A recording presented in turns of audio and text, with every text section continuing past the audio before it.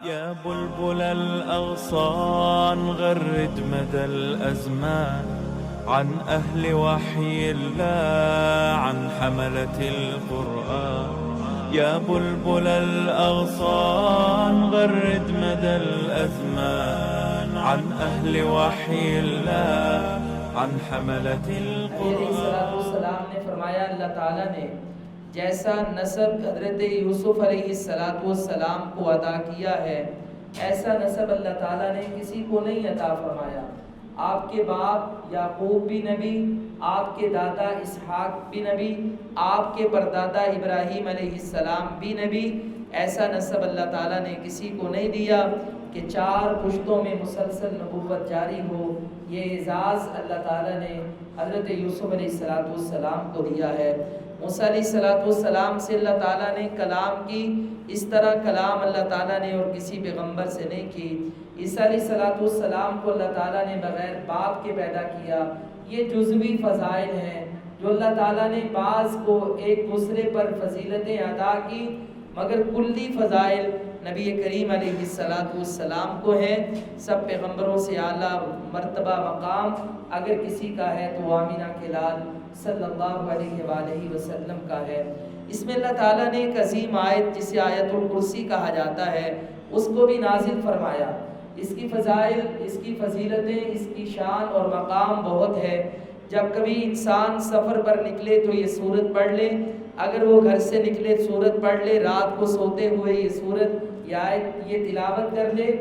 آیت الکرسی کی تلاوت انسان کے لیے اتنی مفید ثابت ہوتی ہے کہ جب بندہ اس کی تلاوت کر لیتا ہے اللہ رب العالمین فرشتے نگران مقرر کر دیتا ہے، وہ اللہ کی طرف سے اس کی حفاظت پر مامور ہو جاتے ہیں۔ حضرت ابو ہریرہ رضی اللہ تعالیٰ عنہ کا قصہ آپ نے سنا ہے کہ جب آپ ایک غلے کے ڈھیر پر قائم ہوئے، ساری رات پہرا دینے لگے تو شیطان چور بن کے آیا۔ اس نے یہ تیسری بار اس کی فضیلت بیان فرمائی تو نبی علیہ السلام نے فرمایا کہ شیطان جھوٹا تھا لیکن یہ بات سچ کہہ گیا۔ اس میں اللہ تعالیٰ نے اپنا اسم اعظم تذکرہ کیا ہے۔ اللہ تعالیٰ کے نام بڑے ہیں، سب سے بڑا نام الحی القیوم ہے، جس کا آغاز اللہ تعالیٰ نے اس سورت کی اس آیت میں کیا۔ بعد میں اور سورتوں کے اندر بھی الحی القیوم سے اللہ رب العالمین نے سورتوں کا آغاز کیا ہے۔ اس میں اللہ تعالیٰ نے ایک دعویٰ کیا۔ دعویٰ کیا ہے؟ اللہ لا الہ الا ہو، اللہ وہ ہے کہ جس کے علاوہ کوئی عبادت کے لائق نہیں ہے، وہی الہ ہے، معبود برحق ہے۔ اللہ تعالیٰ نے اس کے 11 دلائل پیش کیے۔ الحی القیوم، وہ زندہ ہے، وہ قائم رہنے والا ہے، جو کچھ آسمانوں زمینوں میں ہے اس کا ہے، قیامت والے دن شفاعت اس کی اجازت سے ہوگی، کوئی اور نہیں سفارش کر سکتا۔ جو بھی زمین و آسمان میں ہے اللہ تعالیٰ اس کو جانتا ہے۔ اللہ تعالیٰ تو سونا دور کی بات، اسے اونگ بھی نہیں آتی، زمین و آسمان کی وہ حفاظتیں کرنے والا ہے، وہ اس سے اکتاتا نہیں ہے۔ 11 دلیلیں اللہ تعالیٰ نے پیش کر کے 11 صفات کا تذکرہ کیا۔ اگر کوئی کائنات میں عبادت کے لائق ہو سکتا ہے تو وہ ہمیشہ زندہ رہ کے دکھائے، قائم رہ کے دکھائے، وہ نیند سے مبرہ ہو کے دکھائے، وہ زمین و آسمان کی چیزوں کا مالک بن کے دکھائے۔ اللہ کے علاوہ اور کسی کی صفات نہیں ہو سکتی، یہ صفتیں صرف اللہ کی ہیں۔ تو اس لیے اللہ کا دعویٰ سچا ہے، اللہ لا الہ الا ہو، کوئی عبادت کے لائق نہیں ہے مگر صرف اللہ تعالیٰ۔ اس میں اللہ تعالیٰ کا نام ظاہری بھی اور ضمائر کے اعتبار سے بھی 17 مرتبہ آیا ہے۔ اس صورت میں اللہ تعالیٰ نے ایک بڑا کمال کا تذکرہ کیا۔ سورۃ البقرہ پہلا پارہ، دوسرا پارہ اور یہ تیسرا پارہ جو بقیہ حصہ ہے، انسان کے لیے عقیدے کا ایک بہت بڑا جز ہے کہ بندے کا یہ عقیدہ ہونا چاہیے، مومن مسلمان کا، کہ مرنے کے بعد اللہ تعالیٰ نے اسے زندہ کرنا ہے۔ اسے کہتے ہیں بعث بعد الموت، مرنے کے بعد دوبارہ قبروں سے اٹھانا۔ یہ مٹی میں مٹی انسان ہو جائے گا، اسے دوبارہ اٹھانا، زندہ کرنا، اپنے سامنے محشر میں پیش کرنا، یہ عقیدہ اللہ تعالیٰ نے دیا۔ اور اس عقیدے کو ثابت کرنے کے لیے اللہ تعالیٰ نے 5 واقعات ذکر کیے تاکہ کسی قسم کا کوئی جھول نہ رہ جائے، ہر کسی کا ایمان ہو کہ مرنے کے بعد اللہ تعالیٰ نے دوبارہ زندہ کر کے اپنے سامنے پیش کرنا ہے۔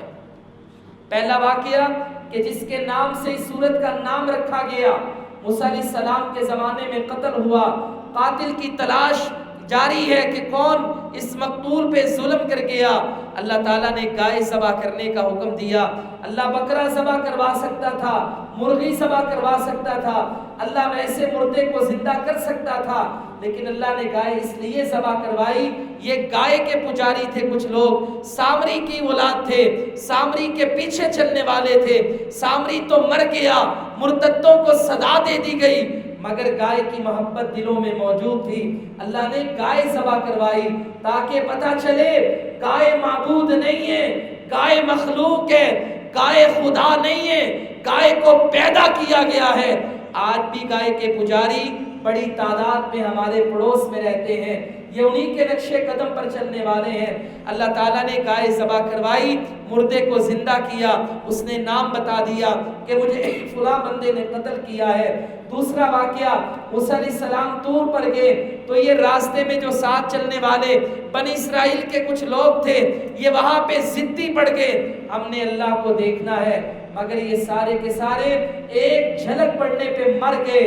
موسیٰ علیہ السلام نے دعا کی تو اللہ نے انہیں دوبارہ زندہ کر دیا۔ تیسرا واقعہ کہ جو موت کے ڈر کی وجہ سے ہزاروں لوگ بستی سے نکل گئے، اللہ تعالیٰ نے انہیں بھی مار دیا، بعد میں اللہ تعالیٰ نے انہیں زندہ کر دیا۔ چوتھا واقعہ اللہ تعالیٰ نے جو یہاں پر ذکر فرمایا، ایک آدمی او کلذی مر علی قریۃ، بستی پہ گزر رہا ہے، یا اللہ ان کا نام و نشان مٹ گیا، یہ دوبارہ کیسے زندہ ہوں گے؟ اللہ نے انہیں اسی وقت موت عطا کر دی۔ صبح کا وقت تھا جب وہ جا رہے تھے، 100 سال کے بعد اللہ تعالیٰ نے انہیں دوبارہ بیدار کیا، اللہ نے زندہ کیا۔ پوچھا کب تک آپ سوئے رہے؟ لگتا ہے جب وہ مرے صبح کا وقت تھا، جب انہیں زندہ کیا گیا تو شام کا وقت تھا۔ کہنے لگے لبثت یومن او بعض یوم، مجھے لگتا ہے ایک دن یا اس کا بھی کم حصہ میں سویا ہوں۔ اللہ نے کہا نہیں، 100 سال تو فوت ہو گیا، آج ہم نے تجھے زندہ کیا ہے۔ تیرا گدھا کہاں؟ تیرا کھانے پینے کا سامان کہاں؟ وانظر الی شرابک وطعامک لم یتسنى، اللہ کہتا ہے کھانے پینے کو دیکھ لے، کھانے پینے والی چیزیں جلدی خراب ہو جاتی ہیں، مگر 100 سال گزر گئے یہ چیزیں بدبودار نہیں ہوئی، ویسی کی ویسے رہی۔ گدھا تو بڑی عمر جیتا ہے 25-30 سال، مگر اس کی طرف دیکھ مٹی میں مٹی ہو چکا ہے۔ اللہ نے آنکھوں کے سامنے گدھا زندہ کر دیا، کہا اس طرح اللہ مردوں کو زندہ کرے گا۔ پانچواں واقعہ، ابراہیم علیہ السلام نے ایک دن اللہ سے کہا یا اللہ کیسے تو مردوں کو زندہ کرے گا؟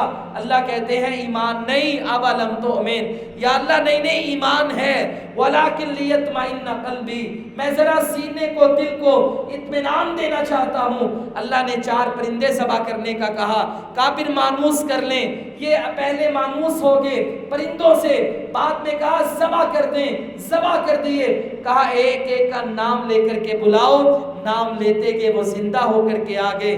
5 واقعات اللہ نے ذکر کیے۔ آج بڑے بڑے مذاہب بڑی دنیا میں ترقی کر گئے، مگر یہ عقیدہ نہیں مانتے۔ ہندوؤں کو دیکھ لیں، مردوں کو جلا دیتے ہیں، اگلے جنم میں یہ روحیں پلٹ کر آتی ہیں، ان کا یہ عقیدہ ہے، مرنے کے بعد دوبارہ زندہ ہونے کا تصور موجود نہیں۔ یہی عقیدہ مشرکین مکہ کا تھا، مگر ہمارا عقیدہ اللہ نے قرآن میں اس کو 5 واقعات بیان کر کے صرف اس صورت کے اندر اللہ تعالیٰ نے اس عقیدے کو ثابت کیا ہے۔ اس کے بعد سود کی حرمت کا ذکر ہے، مگر اللہ نے اس سے پہلے صدقات و خیرات کے اصول کیا ہونے چاہیے۔ اللہ تعالیٰ نے بڑی بڑی پیاری مثالیں دے کر کہیں کہا کہ اللہ کے ساتھ یہ ایسی تجارت ہے، تمہیں میں اس کے ثواب کی مثال دیتا ہوں۔ ایک دانہ کسان جب زمین میں چھپاتا ہے، ہل چلاتا ہے، ایک شاخ نکلتی ہے، 7 سٹے لگتے ہیں، ہر سٹے پہ 100 دانے ہیں، کل 700 دانے۔ ذرا ان کی حقیقت میں جانا، ایک دانے سے اللہ نے 700 پیدا کر دیے۔ ایک گٹلی آپ زمین میں دباتے ہیں، ایک درخت نکلتا ہے، سینکڑوں آم لگ جاتے ہیں، سینکڑوں سیب لگ جاتے ہیں، دانا ایک تھا 700 ملے، کہا اللہ کے راستے میں خرچ کرو، ایک کے بدلے میں تمہیں 700 گنا اللہ کل قیامت والے دن ثواب دے گا۔ سفید پوشوں پہ خرچ کیا کریں جو انسان سے چمٹ کر مانگتے نہیں ہیں، پیشہ ور بھکاریوں کی بجائے ضرورت مندوں کو دیا کریں، اللہ کی رضا کے لیے دیا کریں، ریاکاری سے پاک ہو جائیں۔ یہ صدقات کے اصول و ضوابط اللہ تعالیٰ نے اس صورت میں بیان کیے، اور پھر سود کی حرمت کا تذکرہ کیا۔ یا ایھا الذین آمنوا اتقوا اللہ وذروا ما بقی من الربا ان کنتم مؤمنین، اے ایمان والو اللہ سے ڈر جاؤ، سود چھوڑ دو اگر تم ایمان والے ہو۔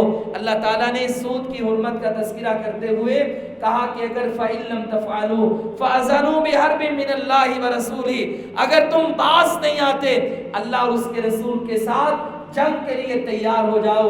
شرک پر اللہ نے یہ بات نہیں کہی، زنا پر یہ بات نہیں کی، کفر پر یہ بات نہیں کی، ارتداد پر یہ بات نہیں کی کہ اللہ اور اس کے رسول کے ساتھ جنگ کے لیے تیار ہو جاؤ۔ سود پر یہ بات کی کیونکہ سود غریب آدمی کا جینا حرام کرتا ہے، غریب کو غریب تر کرتا ہے، یہ دنیا میں ایسا ظلم ہے، اللہ اس پر کہتا ہے کہ تم اللہ اور اس کے رسول کے ساتھ جنگ کے لیے تیار ہو جاؤ۔ اس کے بعد اللہ تعالیٰ نے ایک آیت جس کو قرآن کی سب سے بڑی آیت کہا جاتا ہے، سب سے آخری آیت نازل ہونے کے اعتبار سے وہ بھی سورۃ البقرہ میں ہے، وَاتَّقُوا يَوْمًا تُرْجَعُونَ فِيهِ إِلَى اللَّهِ ثُمَّ تُوَفَّى كُلُّ نَفْسٍ مَا كَسَبَتْ وَهُمْ لَا يُظْلَمُونَ۔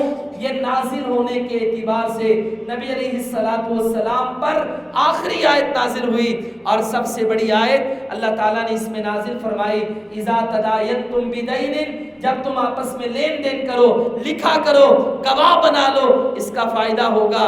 سورۃ البقرہ کی آخری آیات، نبی علیہ السلام کی وہ حدیث جو ہم نے پہلے دن بیان کی کہ یہ آسمان سے فرشتہ آیا جو پہلے کبھی نہیں آیا، دروازہ کھولا گیا، پہلے کبھی نہیں کھولا گیا، ایسا کلام لایا۔ ایک سورۃ البقرہ تھی اور ایک آخری 2 آیات تھی۔ اس کے بعد سورہ آل عمران اس کا آغاز ہوتا ہے۔ یہ سورت اس وقت نازل ہوئی کہ جب بنو نجران کے عیسائی نبی علیہ السلام کے پاس آئے تھے آپ سے مذاکرات کرنے، مکالمہ کرنے، ان کے عقائد و نظریات ان کا رد اللہ تعالیٰ نے اس سورت میں نازل فرمایا۔ اس کی فضیلت یہ ہے، قیامت والے دن رسول اللہ صلی اللہ علیہ وسلم نے فرمایا سورۃ البقرہ بھی آل عمران بھی سائبان بن کے آئے گی، اپنے پڑھنے والے پر سایہ کرے گی، سفارش کرے گی، اللہ تعالیٰ اس کی سفارش کو قبول فرمائے گا۔ نبی علیہ السلام پر یہ سورت نازل کی گئی، بنو نجران کے عیسائی سامنے موجود تھے۔ اس کے آغاز میں اللہ تعالیٰ نے توحید سے اس کا ذکر کیا تاکہ دنیا کو پتہ چلے کہ عیسیٰ اللہ کا بیٹا نہیں ہے، اللہ اکیلا ہے، الف لام میم، اللہ لا الہ الا ہو۔ لوگوں دنیا میں بار بار لا الہ الا هو الحی القیوم کا تذکرہ کئی مقامات پر کیا گیا، یہاں پر بھی اللہ تعالیٰ نے توحید کی بات کی۔ اس کے آغاز میں اہل کتاب کے رویے اور روش ان کا تذکرہ کیا گیا، کیسے وہ اللہ کی آیتوں کا انکار کرنے والے ہیں اور اللہ کی آیات کی تکذیب کرنے والے ہیں۔ کفار کی دوستی کا معیار ذکر کیا گیا، کہا انہیں دلی دوست نہ بنانا، بس جتنی ضرورت ہے ان کے شر سے بچ سکتے ہو وہ اتنی ان کے ساتھ دوستی تمہاری ہو سکتی ہے، اس سے زیادہ نہیں۔ پھر اللہ تعالیٰ نے اپنی صفات کا ذکر کیا، اللہ تعالیٰ وہ ہے مالک الملک، بادشاہوں کا بادشاہ ہے، جسے چاہتا ہے بادشاہت دیتا ہے، جس سے چاہتا ہے بادشاہت چھین لیتا ہے، جس کو چاہے عزتیں عطا کرتا ہے، اللہ جس سے چاہے عزتیں چھین لیتا ہے، اسے ذلیل کر لیتا ہے۔ پھر اللہ تعالیٰ نے اپنی 2 صفات کا تذکرہ کیا، فرمایا کہ وہ رات کو دن میں داخل کرتا ہے، دن کو رات میں داخل کرتا ہے۔ فرمایا ایک بات وَتُخْرِجُ الْحَيَّ مِنَ الْمَيِّتِ، وہ میت مردہ سے زندہ کرتا ہے، زندہ سے مردہ پیدا کرتا ہے۔ انڈا مردہ ہے مگر وہ اس سے زندہ پیدا کرتا ہے، مرغی زندہ ہے اس سے مردہ انڈا پیدا کرتا ہے۔ زندگی اور موت سے مراد یہاں پر کفر اور ایمان بھی ہے کہ اللہ تعالیٰ ایمان والوں کے گھر میں نوح علیہ السلام کا بیٹا کافر پیدا کر سکتا ہے اور کافر کے گھر میں ابراہیم پیدا کر سکتا ہے۔ یہ بھی اللہ تعالیٰ نے زندگی اور موت کی مثال دے کر ایمان اور کفر کا تذکرہ کیا۔ پھر اس کے بعد نبی علیہ الصلوۃ والسلام سے محبت کس کی ہو سکتی ہے؟ فَاتَّبِعُونِي يُحْبِبْكُمُ اللَّهُ۔ اگر اللہ کی محبت پانا چاہتے ہیں، نبی علیہ السلام کی محبت پانا چاہتے ہیں، تو اللہ کہتا ہے رسول اللہ صلی اللہ علیہ وسلم کی پیروی کرنا ہوگی۔ جو اطاعت کرے گا وہ حقیقت میں اللہ اور اس کے رسول سے محبت کرے گا۔ پھر اللہ تعالیٰ نے 4 خاندانوں کا تذکرہ کیا کہ ہم نے آدم کو چنا، ہم نے نوح کو چنا، ہم نے ابراہیم کو چنا، پھر ابراہیم سے آل عمران کو چنا۔ عمران اللہ کا نیک بندہ تھا، اس کی فیملی کا رب نے انتخاب کر لیا، بیوی اتنی نیک تھی، بچہ پیدا ہونے لگا، اللہ سے کہا انی نذرت لک ما فی بطنی محررا، یا اللہ تو مجھے جو بھی دے گا وہ آزاد ہوگا، دنیا کے کاموں سے آزاد ہوگا، تیرے نام کے لیے وقف کرتی ہوں۔ اللہ نے بیٹی عطا کر دی۔ یا اللہ میں نے تو سوچا کچھ اور تھا، کہا یہ بیٹی اس سے بھی اچھی ہے، ویسی نہیں ہے۔ اللہ نے بڑی عظیم بیٹی دی جس کا نام مریم تھا۔ ماں نے دعا کر دی یا اللہ اس کی اولاد کو اور اس کو مریم کو شیطان سے محفوظ رکھنا۔ اللہ کے نبی علیہ الصلوۃ والسلام نے فرمایا جتنے بچے پیدا ہوتے ہیں سب کو شیطان پیدا ہوتے ساتھ ہی چوٹ لگاتا ہے، اس لیے بچہ پیدا ہوتے ساتھ ہی روتا ہے۔ کہا 2 چیزوں کو، 2 انسانوں کو شیطان نے چوٹ نہیں لگائی، ایک مریم اور ایک اس کا بیٹا عیسیٰ، کیونکہ ان کے لیے دعا مریم کی ماں نے کی تھی، عیسیٰ کی نانی نے کی تھی۔ اللہ نے دعا قبول فرما لی اور شیطان کی چوٹ سے محفوظ کر لیا۔ مریم کی کرامت کا ذکر کیا گیا، بند کمرے میں ہے، عبادت کرتی ہیں، بے موسم پھل مل گیا، حضرت زکریا داخل ہوئے جو ان کے بہنوئی تھے، پوچھا یہ کہاں سے آئے؟ کہا اترائے نہیں، دیکھا میری کرامت، دیکھا میری شان، کہا ہوا من عند اللہ، یہ تو اللہ نے دیے ہیں، موسم نہیں ہے، کمرہ بند ہے، کوئی آنے والا نہیں ہے، مجھے بند کمروں میں یہ اللہ رب العالمین نے دیا ہے۔ اسی طرح زکریا وہاں پہ رب سے دعا کرتے ہیں، اللہ نے ان کو یحییٰ عطا کر دیے، یا اللہ میرا موسم نہیں ہے، میں بوڑھا ہوں، بیوی میری بانجھ ہے، ساری زندگی اولاد نہیں ہوئی۔ کہا اگر مریم کو بے موسم پھل مل سکتا ہے تجھے بے موسم اولاد بھی مل سکتی ہے۔ اللہ نے ان کو یحییٰ عطا فرمائے۔ یہاں پر ایک بات بڑی توجہ والی ہے، مریم یہ اس کی جو کرامت تھی اللہ کے حکم سے تھی۔ اگر مریم کی کرامت یہ اپنے اختیار میں ہوتی تو زکریا بیٹا رب سے نہ مانگتے، مریم سے مانگتے۔ رب سے اس لیے مانگا کہ یہ معجزہ، یہ کرامت اللہ نے مریم کو دی ہے، یہ اللہ کے حکم سے ہے۔ اور اسی طرح عیسیٰ علیہ السلام آپ بغیر باپ کے پیدا ہوئے، یہ اللہ رب العالمین کا ایک انعام اور احسان تھا، یہ عیسیٰ کا اپنا معجزہ۔ اللہ تعالیٰ نے آگے ان کے معجزات بھی ذکر کیے، مردہ کو زندہ کرتے تھے، مٹی کا پرندہ بنا کر اللہ کا نام لیتے، پرندہ اڑنا شروع ہو جاتا، اور یہ اندھے کو ہاتھ پھیرتے، بسم اللہ کہتے، اندھا صحیح دیکھنے لگ پڑتا، کوڑی کا مرض بہترین طریقے سے ختم ہو جاتا۔ یہ عیسیٰ علیہ السلام کے معجزات تھے، مگر ہر معجزے پہ کہا اللہ کے حکم سے۔ اگر اللہ کے حکم سے نہ ہوتا تو عیسیٰ علیہ السلام اپنی ماں کی وفات پر غم زدہ نہ ہوتے۔ دوسروں کے مردوں کو زندہ کرنے والا عیسیٰ اپنی ماں کو بھی زندہ کر دیتا۔ دونوں باتوں سے سمجھ آئی کہ ان کی کرامتیں اور معجزات اللہ کے حکم سے تھے، ان کا اختیار نہیں تھا۔ ہاں اللہ نے یہ شان اور عظمت عطا فرمائی۔ حضرت عیسیٰ علیہ السلام کے بارے میں عیسائی یہ کہتے تھے یہ اللہ کا بیٹا ہے، بغیر باپ کے کیسے پیدا ہو سکتا ہے؟ اللہ نے بڑی تفصیل سے عقیدہ تثلیث کا رد کیا آل عمران میں۔ اللہ نے ایک بات کہی، جس کو عیسیٰ کی پیدائش سمجھ نہیں آتی وہ ایک بات سمجھ لے، ان مثل عیسیٰ عند اللہ کمثل آدم، اللہ کے ہاں عیسیٰ کی مثال آدم کی مثال کی طرح ہے۔ اگر آدم کو اللہ بغیر ماں باپ کے پیدا کر سکتا ہے تو عیسیٰ کو اللہ بغیر باپ کے بھی پیدا کر سکتا ہے۔ عیسائیوں اگر تم آدم کی پیدائش بغیر ماں باپ کے مانتے ہو تو عیسیٰ کی پیدائش بغیر باپ کے مانتے ہوئے تمہیں کیا مسئلہ ہے؟ کیوں نہیں مانتے؟ یہ اللہ تعالیٰ نے ایک عقلی دلیل دی۔ آخری بات اللہ تعالیٰ نے اس میں حضرت ابراہیم علیہ السلام کے منہج دین اور ملت کا تذکرہ کیا۔ یہودی کہتے تھے ابراہیمی ہمارے ہیں، کہتے تھے ہم ابراہیمی ہیں، عیسائی کہتے تھے ابراہیم ہمارے ہیں، ہم ابراہیمی ہیں۔ اللہ نے اس کا جواب دے دیا، ما کان ابراہیم یہودیا ولا نصرانیا، لوگو ابراہیم یہودی نہیں تھا، عیسائی نہیں تھا، ولیکن کان حنیفا مسلما، وہ تو یکسو اللہ والا تھا، مسلمان تھا، توحید پرست تھا، در پہ در بدر ہونے کی بجائے ایک در پہ جھکنے والا تھا۔ مشرک بڑے خوش ہوئے کہ ابراہیمی ہمارے ہیں، ہم ابراہیمی ہیں، ان کا تعلق ہمارے ساتھ ہے۔ اللہ نے ساتھ ہی کہہ دیا وما کان من المشرکین، ابراہیم مشرکوں میں سے بھی نہیں تھا، مشرکین مکہ کا تعلق بھی ابراہیم سے نہیں ہے۔ یا اللہ ابراہیمی کون ہو سکتا ہے، ابراہیم کے منہج پہ کون چل سکتا ہے؟ کہا یہ نبی اور ایمان والے، ابراہیم لقب لگانے سے ابراہیمی نہیں ہوتے، جو توحید پہ چلے گا، ابراہیم علیہ السلام کی ملت اور منہج پہ چلے گا، اس کا تعلق دنیا میں بھی اور آخرت میں بھی ابراہیم علیہ السلام سے ہوگا۔